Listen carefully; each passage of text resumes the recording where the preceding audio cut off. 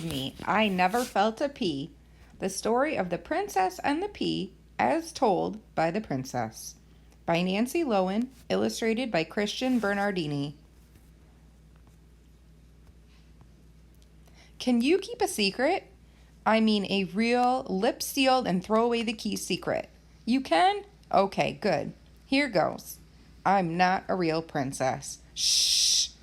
Yes, I slept on a stack of 20 mattresses. Yes, it was the worst night's sleep I'd ever had. And yes, I did marry Prince Matthew. But there's a lot more to the story than that.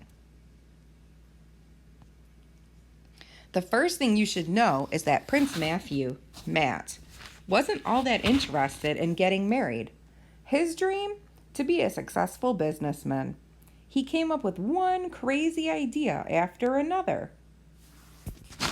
Turning the royal castle into a hotel? Opening a restaurant that served only purple food? Creating self-cleaning horse-drawn carriages? But the queen didn't want her son to go into business. She thought if he were married to a spoiled, pampered girl, a real princess, in other words, he wouldn't have time for his silly dreams. She traveled all over, testing princesses to make sure they were the real thing, but none met with her approval. One princess politely ate tough steak rather than demanding a tender piece. Fail. Another princess carried her own luggage. Fail. Several princesses wore the same gown 2 days in a row. Fail.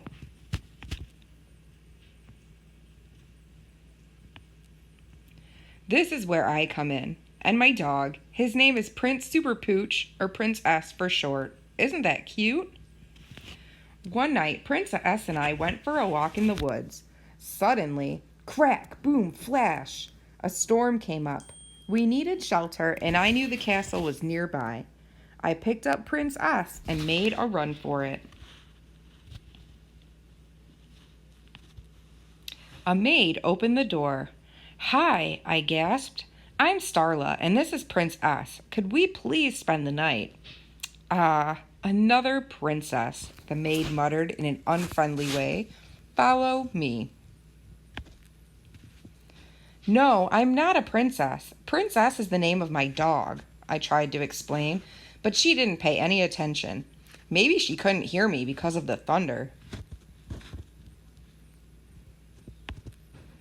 The maid showed me to my bedroom, and my jaw dropped. There stood a towering stack of mattresses.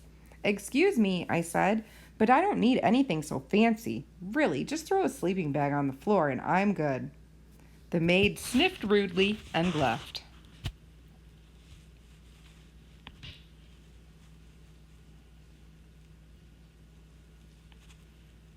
I carefully counted the mattresses, 20 in all. Prince S pawed at the bottom mattress, like he does when there's a crumb under the stove he can't reach. "Stop that," I said. "We're guests here. Be good." The bed was super soft and very comfortable. The sheets were smooth as silk and smelled like a flower garden.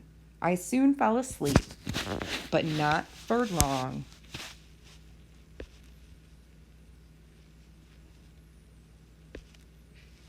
I must have rolled over a little too far because the next thing I knew, thwack, I hit the floor. Hard. Beds like that should come with guardrails, maybe even parachutes. I climbed back up the ladder and spent the rest of the night staring at the ceiling. I was too scared to move.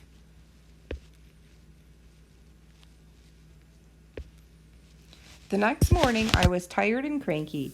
"I hardly slept a wink," I said. "See these bruises? I can't wait to go home and sleep in a real bed." The maid stared at me for a moment. Then her face lit up.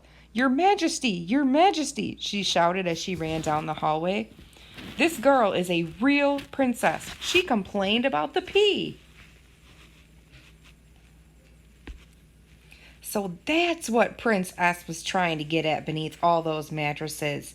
A pea. That ridiculous bed was a test. Again, Prince S is the name of my dog, I called after her. I didn't say anything about a pea.